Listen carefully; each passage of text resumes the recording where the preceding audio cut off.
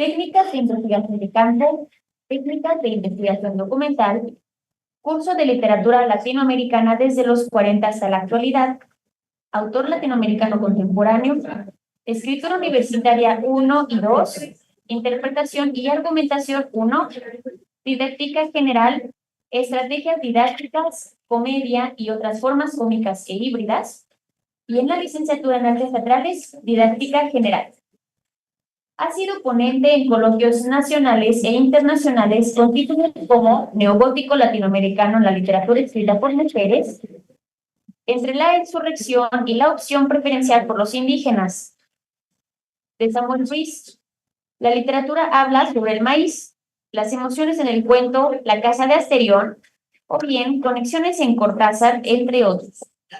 Ha presentado los libros Lucas Alamán y la formación del conservadurismo mexicano en la primera mitad del siglo XIX, El impacto del movimiento armado en el Estado de México, o una rara comedia, visión y revisión de las novelas de Vargas Llosa, de Eloy Bolán, por mencionar algunos.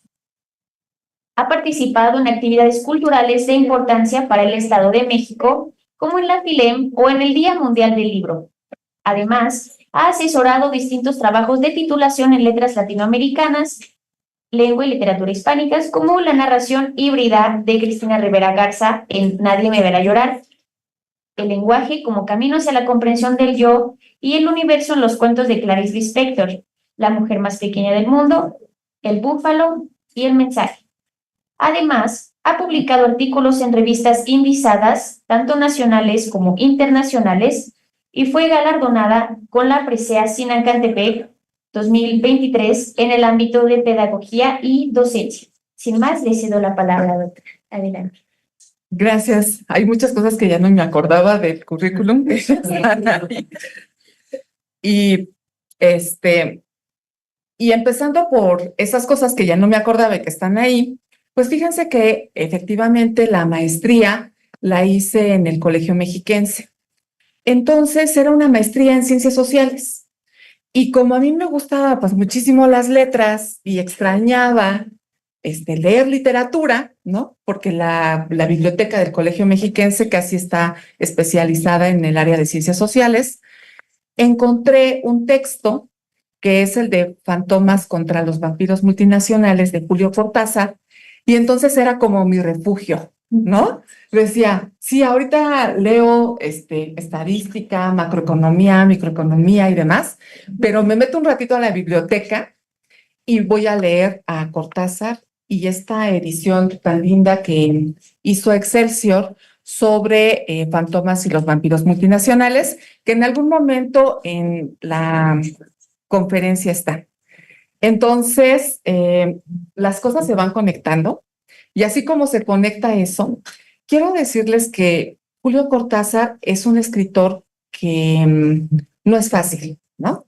Lo conocemos como parte de los escritores del boom y casi siempre cuando preguntas si ya leyeron a Cortázar, levantan la mano y dicen sí, ¿no? Pero, por ejemplo, les preguntas si leyeron completa Rayuela y algunos dicen que no, ¿no? La mayoría dice que no. Leen por lo regular un capítulo, dos, la primera parte o algunos cuentos. La verdad es que su cuentística es muy importante. Tiene muchísimos cuentos y son atrapadores. Tiene buenos maestros para los cuentos.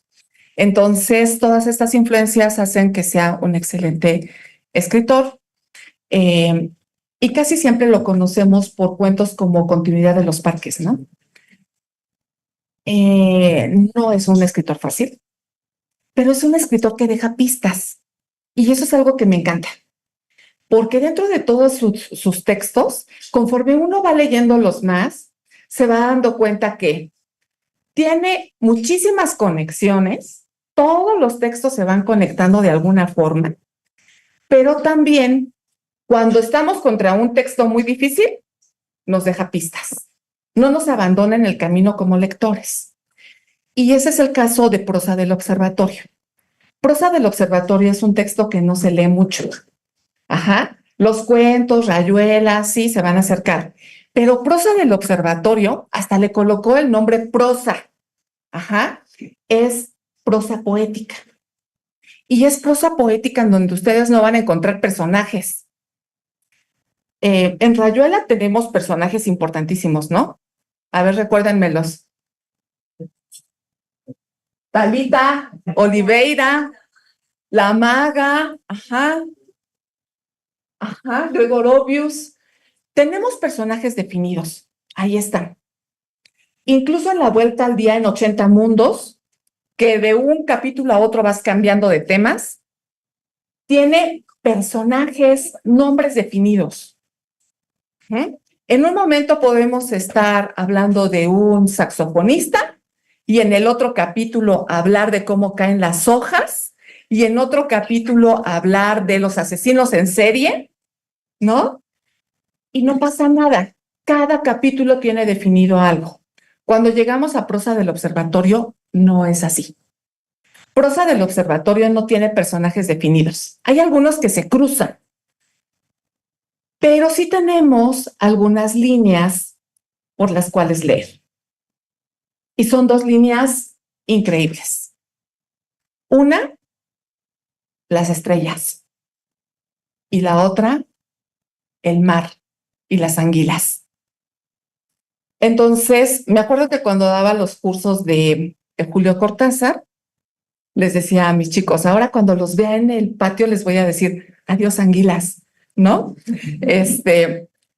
Porque en realidad, aunque tenemos estas dos grandes líneas, que son las estrellas y las anguilas, quien está ahí para ser el personaje principal son ustedes, los lectores.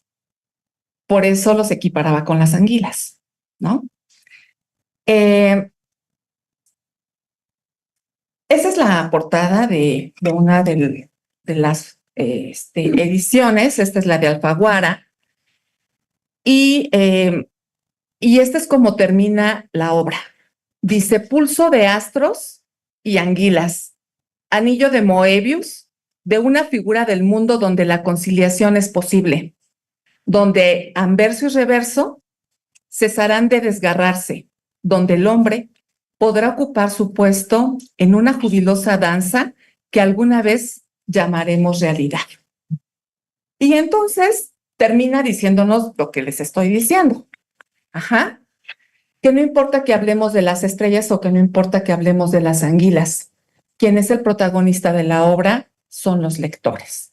Por eso dice, donde el hombre podrá ocupar su puesto en esa jubilosa danza que alguna vez llamaremos realidad. Y es que la obra se va manejando así, como si estuviéramos en un anillo de Moebius. Aquí lo tenemos, ahorita lo presentamos. ¿Lo puedes presentar también? Está un poco más abajo, sí. Ahí está. Ese es un anillo de Moebius. Es un anillo del infinito. Y en ese anillo del infinito, en esta prosa poética, es donde se va moviendo Julio Cortázar para explicarnos cómo nosotros nos paramos en algún punto, ¿no? Del planeta y observamos. Podemos observar la inmensidad y lo que vamos a ver es que se termina. Pero lo que él menciona es, no se termina. Se une, ¿no? Y se une el cielo con el mar. ¿Y eso qué es? Ay, ahora sí, como decía Paul Ricoeur, es la eternidad, ¿no? Entonces, esa es la propuesta que tiene en este libro. Y les digo que no es nada fácil porque ahorita ustedes escucharon cómo termina el libro, ¿no? No nos dice y se besaron para siempre. Es un final un poco complicado. ¿Cómo empezamos? Lo primero que busqué fue cómo lo podemos clasificar. Y le puse, ¿es un cuento? ¿Un ensayo? ¿Un texto narrativo filosófico? ¿O es prosa poética filosófica? ¿O es un texto miscelánea? ¿O solo es un texto erótico? Los textos de Cortázar son difíciles a veces de clasificar dentro de alguna de de las clasificaciones que comúnmente conocemos. Entonces, cuando algo ya no pueden clasificarlo, dicen, es un texto misceláneo, ¿no? Y muchos textos de Cortázar van a estar dentro de la clasificación de textos miscelánea. Uno de ellos podría ser, por ejemplo, Fantomas, porque cuando ustedes encuentran el Fantomas, es un cómic, ¿ah? Es un cómic, pero al mismo tiempo es una novelita que empieza como si fuera el Quijote, y además dice, ¿no? A mí me tomaron para escribir un cómic mexicano. Y como no me pidieron permiso, pues yo tampoco les pido permiso a los que hicieron el cómic y pues voy a meter pedazos de su cómic. Entonces, aparte de la propuesta que él tiene con muchas fotografías, imágenes, dibujos, pues también coloca el cómic y lo va recortando y lo va acomodando. Esos son los textos que en algún momento uno dice, ¿y qué es? ¿No? Y cuando no hay un ¿y qué es? Pues entonces dicen miscelánea. Y se lanzan a ese, porque pues cuando tú llegas a una miscelánea, te venden puntos para tu teléfono, ¿no? Te recargan el teléfono, compras la leche, tortillas de harina, jitomates, hasta longaniza o chicharrón. ¿Ah? Entonces, eso es una miscelánea. Y eso es lo que le sucede a algunos textos de Julio Cortázar, que son así. ¿Qué es? Es un texto miscelánea. Y tratando de decir qué puede ser este texto, dije, bueno, se parece un poco a Rayuela, porque en Rayuela también habla de, pues, el lado de acá y el lado de allá, ¿no? Cuando tenemos Rayuela, jugamos con pares, y muchos de ustedes dijeron que ya la habían leído, ¿no? Entonces jugamos con pares, porque de un lado está Oliveira, ¿ah? Oliveira y Talita, y del otro lado está Horacio y la maga, ¿no? Entonces, esos pares se empiezan a jugar. Unos están del lado del circo y otros están en París, en las calles. Luego, tenemos a Morelis, no sé si se acuerdan de Morelli, que es un teórico, y de un lado está Morelli, pero del lado de acá tenemos a otro teórico, que no es un teórico de literatura. El que está del lado de acá es como un teórico social, y entonces se llama Ceferino. De un lado tenemos el circo, del otro lado tenemos el Club de la Serpiente. Es decir, siempre estamos jugando como si fuera un espejo. ¿Qué sucede con prosa del observatorio? Pues jugamos como si fuera un espejo. El mar con el cielo. Ajá. Y no es fortuito, ¿eh? La verdad es que Julio Cortázar es un intelectual que le gusta escribir, pero también le gusta leer mucho. Y entonces, cuando dice, es que somos polvo de estrellas, pues sí somos polvo de estrellas porque lo que nos compone como seres humanos también está en las estrellas que están allá arriba. Ajá, son los mismos elementos químicos. Y entonces, pues por eso funcionamos como un espejo. Y por eso dije, bueno, se parece a Rayuela.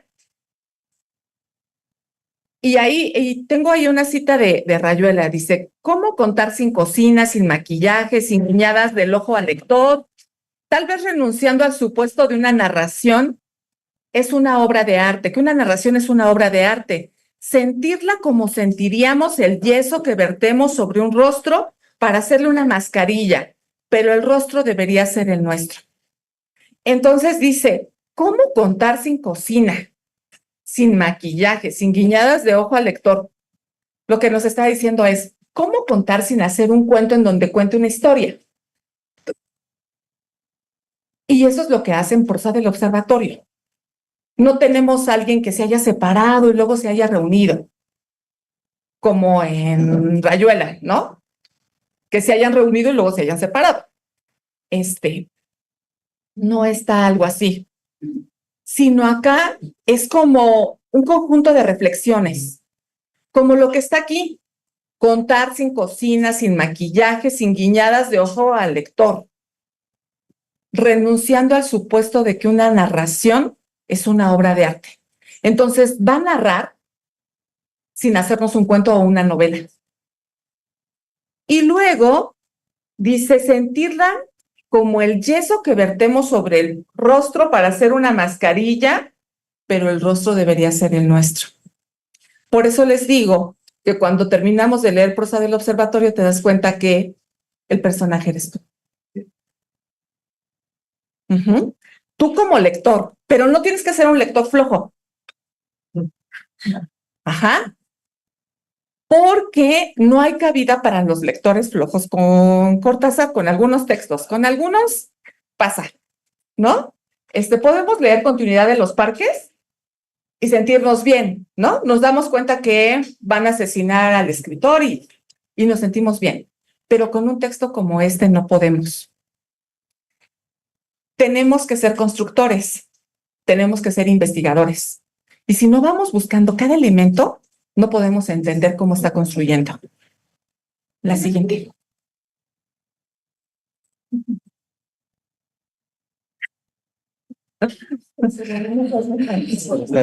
Bien.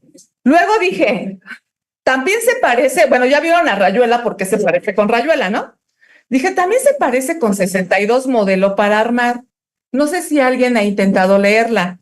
Siempre les digo a mis alumnos, lean los primeros 100, las primeras 100 páginas y luego ya van a aguantar.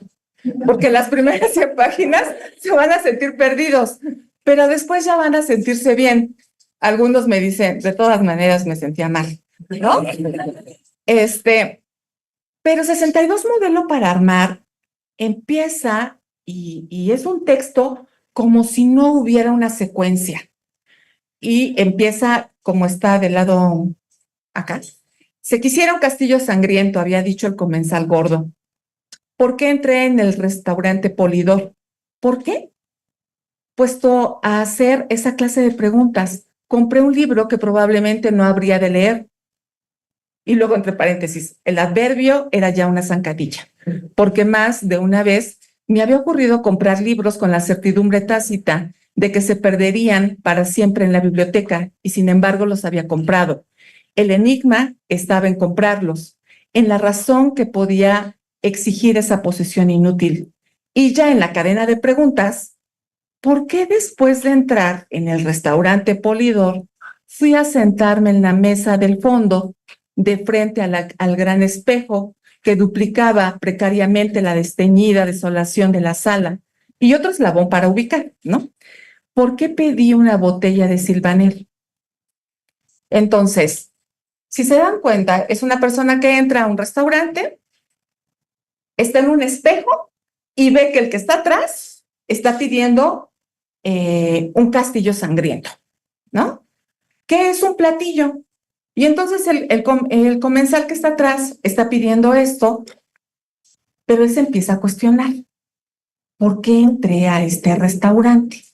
¿Por qué pedí una botella de vino? ¿Por qué? Ajá. Julio Cortázar juega con nosotros de una manera filosófica. Siempre está cuestionando, en este caso es, ¿por qué compré un libro que a lo mejor ni voy a leer? ¿No?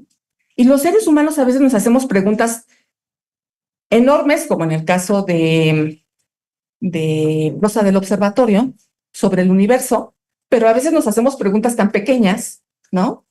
Como, ¿para qué lo hice si de todas maneras no lo voy a leer? Y entonces, 62 modelo para armar también pareciera no tener una hilación. Ustedes lo empiezan a leer y tienen a un personaje que es Juan, pero después se van metiendo una serie de personajes que no te avisa. Lo único que te avisa de un lado a otro es cuando cambiamos, cuando cambiamos de un párrafo a otro. Y a veces te avisa porque hace más pequeña la sangría y entonces ya estás con otra cosa. Bueno, eso es en 62, pero cuando llegas a prosa del observatorio, no tienes ya los espacios. En prosa del observatorio, decía con unas amigas cuando salíamos, ¿no? Te decía, ay, es que hablas tan rápido que por favor levanta la mano cuando cambies de tema, ¿no? Y entonces, eso es lo que pasa en ese texto. En prosa del observatorio no hay una levantada de mano, ajá, sino vamos cambiando y entonces llega un momento en que nos unimos como en el anillo de Moebius, entre lo que estábamos hablando de las estrellas y lo que estamos hablando de las anguilas. Y entonces, ¿no? De repente dice que es una cadena en el cielo en color oro. No estamos hablando de las estrellas, estamos hablando de las anguilas, pero ahora proyectadas en la parte de arriba. Y entonces, eso es lo que va haciendo. No levanta la mano, ¿no? Y al igual que en 62, se cuestiona, pero también se va contestando, ¿no? Dice, pero en el fondo sé que todo es falso, que estoy ya lejos de lo que acaba de ocurrirme y que como tantas otras veces se resuelve en este inútil deseo de comprender, desatendiendo quizá el llamado o el signo oscuro de la cosa misma, el desasosiego en el que me deja, la instantánea mostración de otro orden en el que irrumpen recuerdos, potencias y señales para formar una fulgurante unidad que se deshace en el mismo instante en que me arrasa y me arranca de mí mismo. Ahora, todo eso no me ha dejado más que la curiosidad, el viejo tópico humano, descifrar. Y lo otro, la crispación en la boca del estómago, la oscura certidumbre de que por allí no está la simplificación dialéctica. Empieza y sigue un camino. Claro que no basta. Finalmente hay que pensar y entonces el análisis, la distinción entre lo que forma verdaderamente parte de ese instante fuera del tiempo y lo que las asociaciones le incorporan para traerlo, para hacerlo más tuyo, ponerlo más de este lado. Si se dan cuenta, si es prosa, ¿no? Pero ¿qué nos está narrando? Es toda una reflexión. Ajá. Es toda una reflexión y entonces dice que es importante ponernos a pensar, pero no ponernos a pensar en sencillo, sino ponernos a pensar en dialéctica, con una idea y con otra cantidad de ideas que se contraponen a esa idea para después tener una idea nueva. Y es bien complejo, ¿no? Pero también dice fuera del tiempo. Cuando estamos en una narración, vemos, ¿no? Que si empezamos in media res, que si empezamos por el final, que si nos vamos del presente al futuro o al pasado. No, pues eso no existe. Lo que hace Julio Cortázar con esta narración es como... ¿Han leído El perseguidor de Julio Cortázar? ¿Sí? Ok. De repente estamos en el elevador y es como si el tiempo se detuviera. Ajá. Cuando hace esta narración es como si el tiempo se detuviera. Incluso cuando inicia la narración dice, es como si tuviera una red y en el agujero de la red entrara el tiempo y ahí la para. ¿Han leído de Cortázar La autopista del sur? ¿Sí? Que en algún momento se para la narración y empieza a generarse todo como si fuera el inicio de la creación del mundo. Bueno, va en la autopista, va hacia París y entonces, como cuando tenemos un congestionamiento y que nos tenemos que parar, pues se paran todos. Y en ese momento, pues se para el tiempo también. Y de repente, en la autopista del sur, se tiene que conseguir comida, en donde hacerte el baño, en donde colocar a la gente que se muere,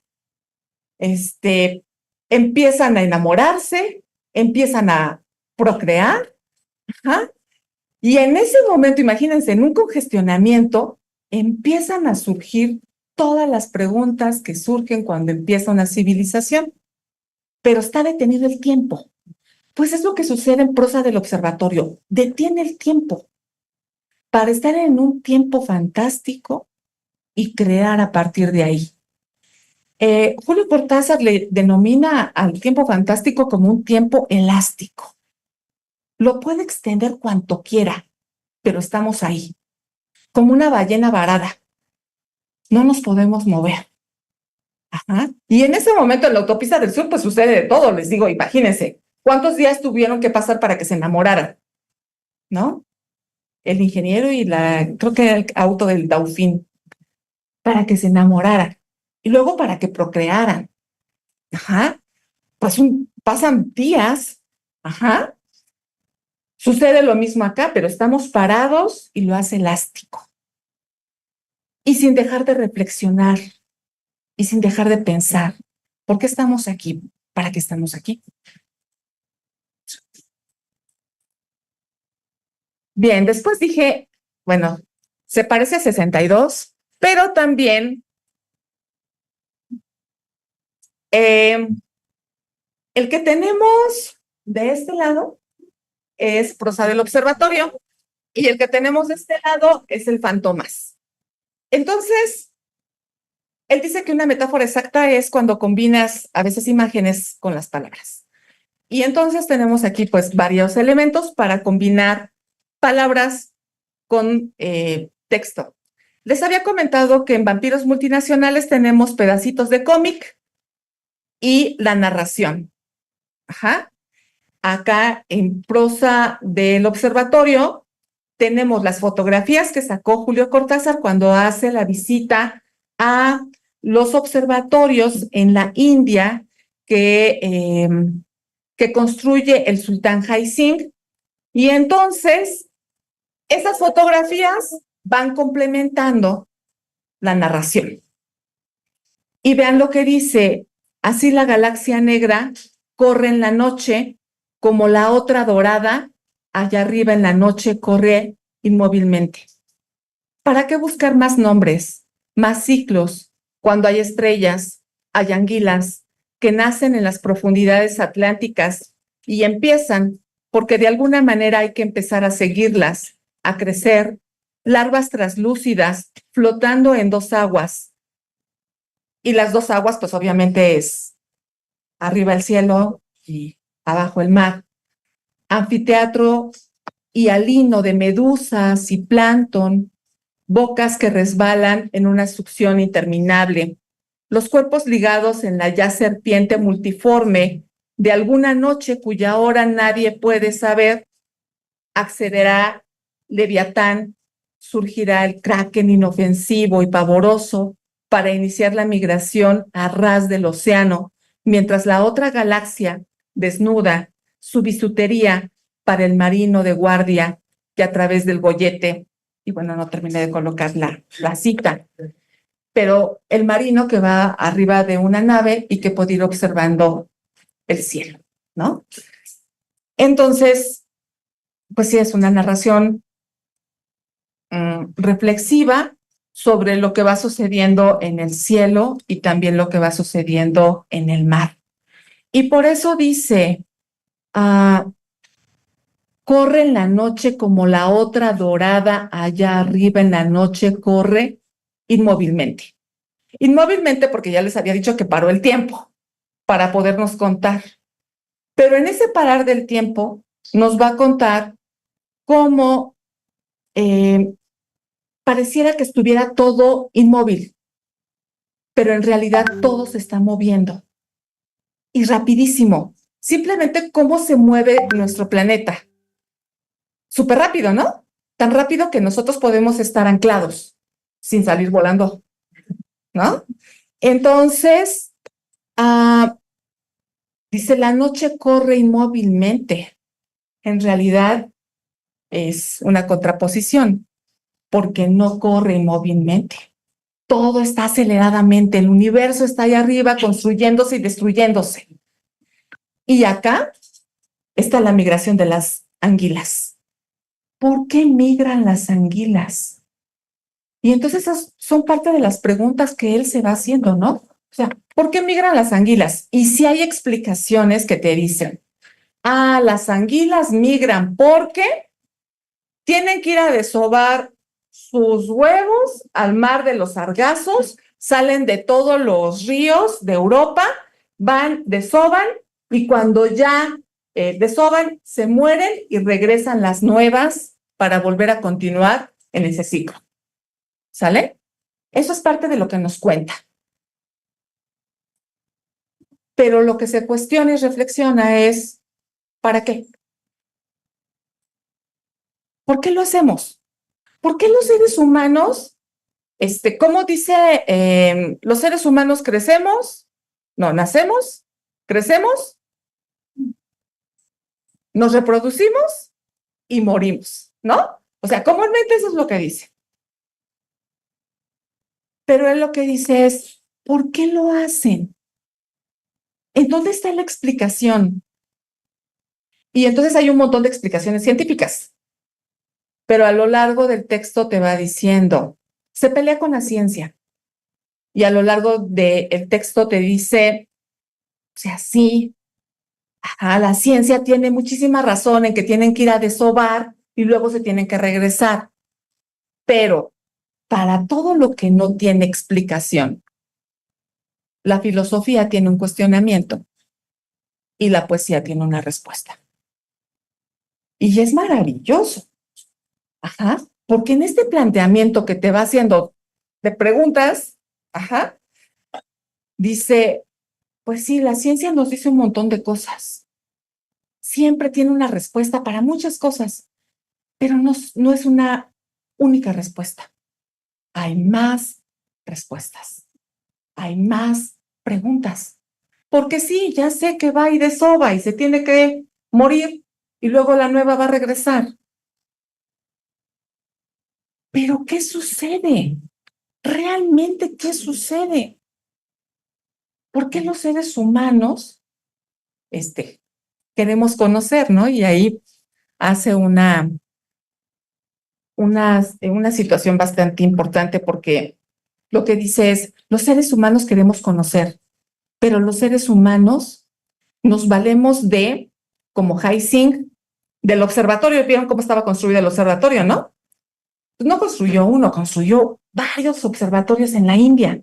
Dice, sí, el ser humano se puede ir al observatorio, colocarse en el microscopio más potente, pero ¿qué crees?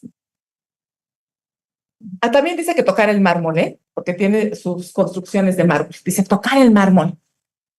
Pero ¿qué crees? Que el ser humano tiene límites. Tiene límites y nos maneja en dos sentidos. Somos tan pequeños como la inmensidad del mar o la inmensidad de las estrellas. Pero a la vez somos tan increíbles porque tenemos capacidad de elección, tenemos capacidad de reflexionar. Y eso nos quita la debilidad de ser tan pequeños. Piensen en todas las especies. Piensen en todos los elementos que constituyen este universo. Y somos únicos. Entonces, bueno, aquí les puse una cita, dice, el juego con el lector constructor del mundo ficcional inicia desde antes de la narración a manera de advertencia. El autor menciona que las anguilas, los ictiólogos, Haixing, las estrellas y el autor no deben sentirse aludidos en el texto, ya que se constituyen como parte de una imagen que solo apunta al lector. Entonces, lo que está buscando Julio Cortázar es que ustedes, dice, yo no estoy hablando de anguilas, ni estoy hablando de quien estudia las anguilas, ni estoy hablando de quien construye observatorios, ni de las estrellas. Solo quiero que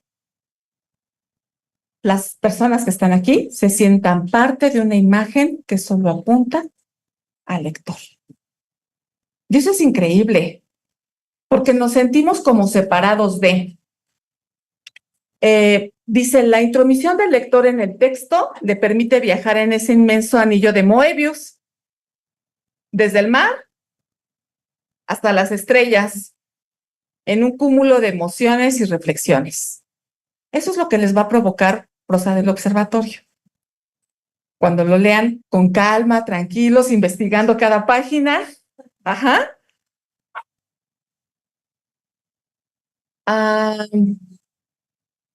Y luego, dice, uno de los planteamientos para este recorrido literario, científico, filosófico, es que los sentidos del ser humano tienen límites. Los ojos, los oídos, el tacto, tienen límites. Los ojos tratando de ver las estrellas o las anguilas, aún ayudados por las invenciones, herramientas, tienen límites. El tacto tocando el mármol de Haixing también tiene un límite de sensaciones. La comprensión humana se juega dentro de lo que conoce y explica del universo. Lo que está más allá lo deja en manos de la filosofía y de la poesía. Y es que si nosotros quisiéramos dar una explicación, que le preguntara pues a quién está aquí en el auditorio, dame una explicación sobre las estrellas. Tu explicación va a versar sobre lo que tú conoces del universo. Está limitada. Uh-huh. Y entonces eso es parte de lo que nos va diciendo. Y luego, bueno, les digo que tienen que ir investigando cada vez que vayan leyendo. Cuando habla de las estrellas, dice erotismo de Haixing al término de una raza y una historia. Rampas de los observatorios, donde las vastas curvas de senos y de muslos ceden sus derroteros de delicia a una mirada que posee una transgresión y reto que salta a lo innominable, desde sus catapultas de tembloroso silencio mineral, como en las pinturas de Remedios Varo. Y entonces, ¿ustedes qué tienen que hacer? Rápido busco Remedios Varo. Y entonces encuentro a Remedios Varo. Dice, como en las noches más altas de Novalis. Y ustedes van y buscan los himnos de la noche de Novalis. Y entonces se dan cuenta que es un chico guapísimo, ¿no? Que está enamorado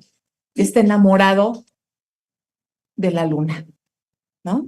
Y entonces él dedica sus noches a estar con su amada, que es la luna, y es una de las metáforas más hermosas dentro de la literatura. Pero vean esta otra metáfora dentro de la pintura.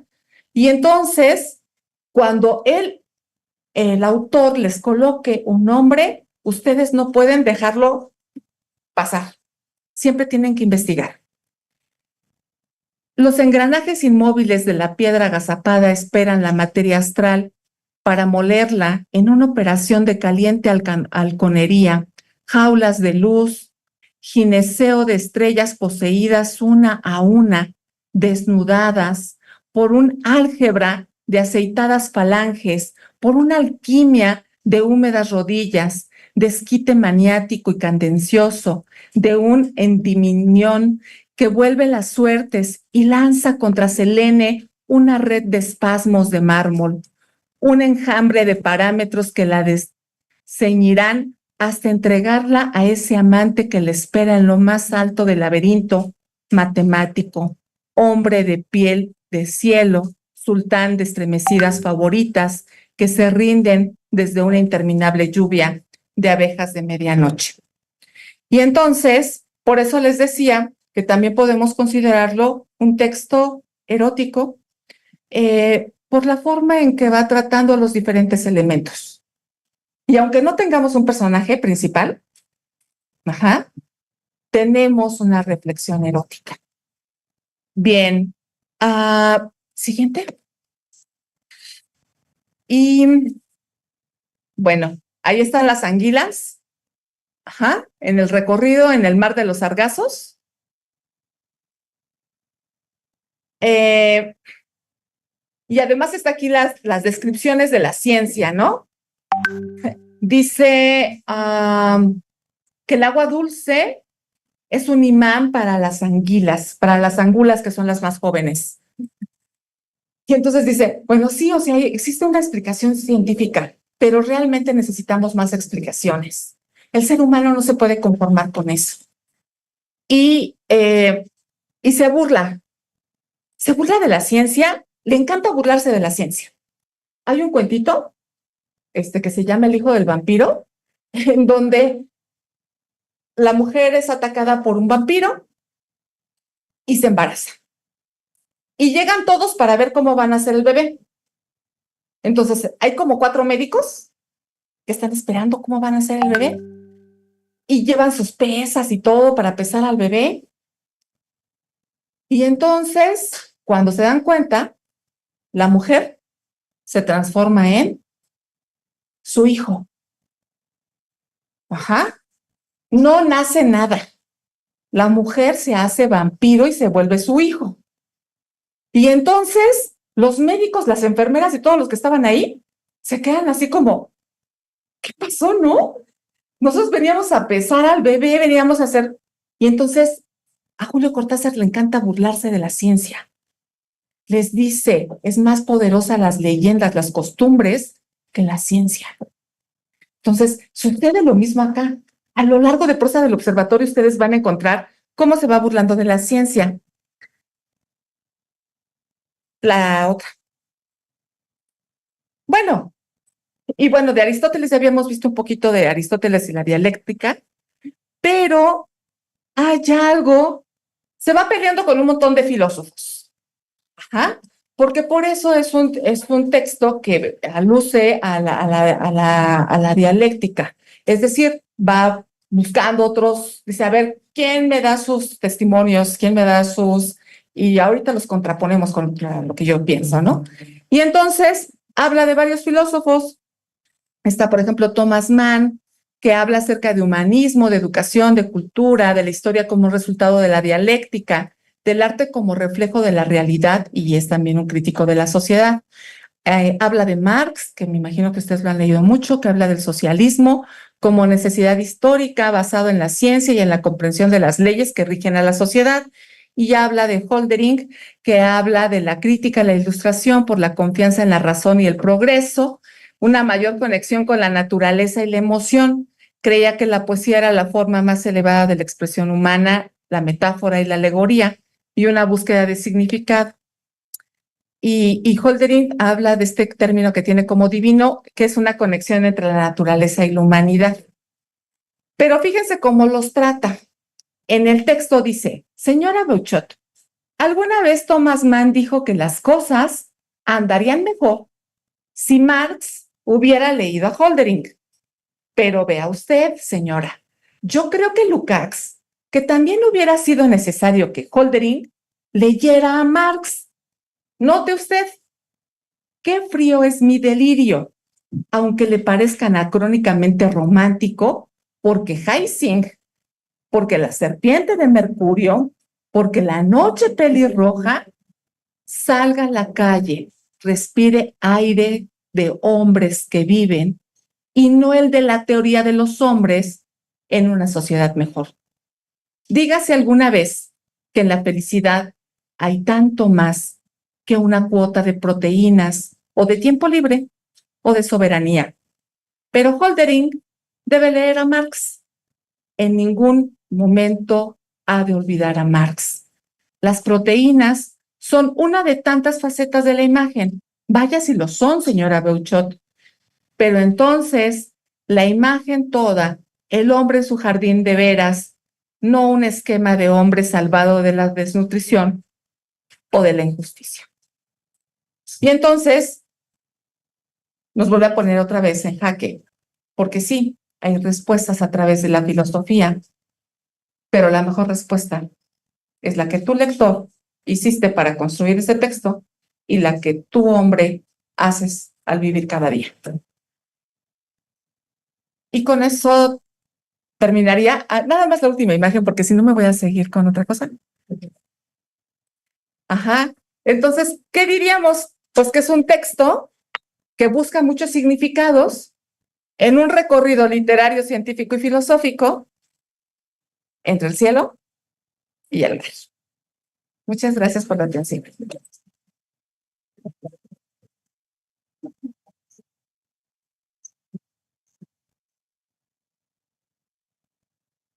Muy bien, pues me gustaría abrir un espacio para que realicen preguntas, chicos, algún comentario que gusten realizar en torno a la conferencia, algo que no haya quedado claro, ¿no? Sí, queremos salir del sauna. Adelante, María. Tengo la impresión,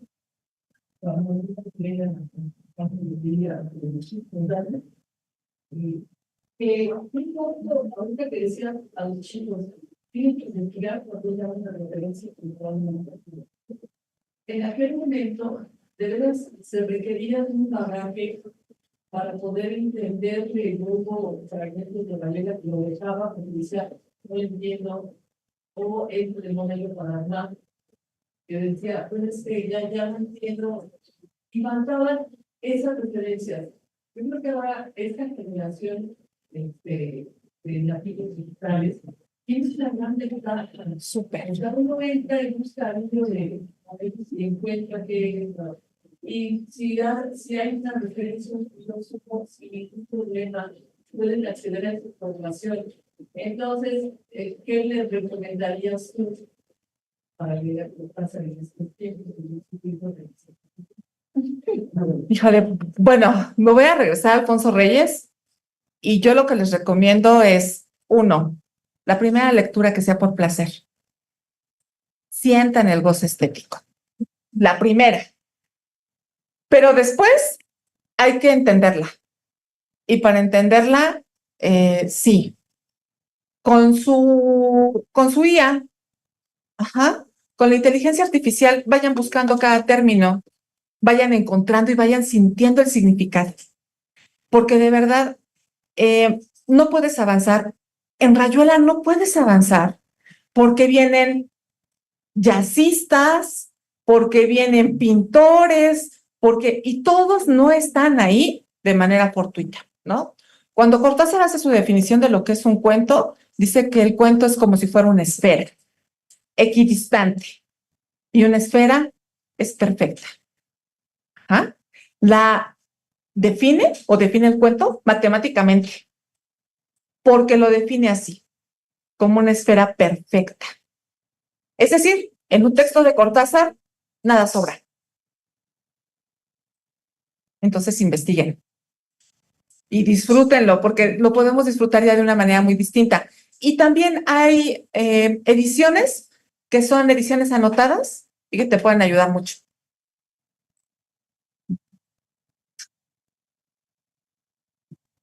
Muchas gracias, maestra. ¿A alguien más le gustaría realizar algún comentario, pregunta?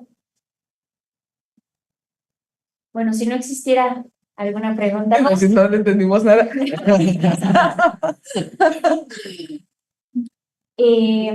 No, es que yo creo que leer a Julio Cortázar, sí, como usted dice, doctora, es un ejercicio muy retador, pero además creo que Cortázar es una enorme intertextualidad consigo mismo. Consigo mismo. Entonces, pues a mí me gustaría también que nos recomendara por qué texto podríamos empezar para leer a Cortázar. Empiezan por los cuentos. Para leer a Cortázar empiezan por los cuentos. Enamórense de los cronopios y famas. Disfrútenlos porque son cuentitos micro. ¿Ah? Enamórense de esos y después ya pueden ir avanzando poco a poco. Pero para entender a Cortázar, lean más a Cortázar. Es decir, no lo podemos entender a la primera. Conforme vamos avanzando en las lecturas, dices, ay, con razón, le encanta hablar de sangre, le encanta hablar de espejos, le encanta hablar de... Me acuerdo que una vez llegué y le dije a un profesor, es que quiero hablar de los vampiros en Cortázar. Y me dijo, ¿vampiros en Cortázar? Estás como loca. Me dijo, no, eso no lo vamos a investigar. Entonces dije, no, pues es que hay un buen de vampiros en Cortázar, pero no los puedes entender hasta que vas leyendo más a Cortázar. Ahí los vas encontrando. Y yo creo que él había leído algo que no eran los vampiros, pero yo lo encontraba ahí y decía, wow, ¿no? Está toda esta parte que le encanta. Lean a Cortázar, además de sus cuentos, en otras facetas, porque si leen poesía, se van a dar cuenta que es una faceta que a lo mejor nunca se han dado oportunidad de hacerla. Si leen, tiene, por ejemplo, programas para televisión, obras de teatro, ajá, van a ir como complementando. Tiene discusiones con otros escritores de la época. Eso también ayuda como a entender qué era lo que visualizaba. Entonces, si leen otras cosas, también van a ayudar a sus lecturas de Rayuela. Muchas gracias, doctor. Pues antes de proceder a la lectura de Constancia, me gustaría mucho invitarlos a que el día de mañana nos acompañen. Tendremos 2 conferencias. La primera será a las 11, también tendrá lugar aquí. Tendremos a la doctora Sonia Stanfield con su conferencia titulada Niña que narra, el emerger del sentido en tierras bajas de Herta Müller. Y al doctor Carlos Román Dávila Suazo a la 1 con su conferencia titulada En B, Imagen y Shock Violento, el desafío postilustrado de Walter Benjamin. Y pues sin más, procede a Constancia, doctora. La Facultad de Humanidades otorga la presente constancia a la doctora Beatriz Adriana González Durán por tener a bien presentar la conferencia magistral La búsqueda de significados en prosa del Observatorio de Julio Cortázar en el marco de actividades del seminario Sentido, Pluma y Pensamiento, Jornada de Literatura y Filosofía, aprobado por los HH Consejos Académico y de Gobierno en sesión conjunta del 7 de agosto de 2024, Toluca de Lerdo, 9 de septiembre de 2024, Patria, Ciencia y Trabajo, firma el doctor en Humanidades Rogelio Ramírez Gil. Gracias.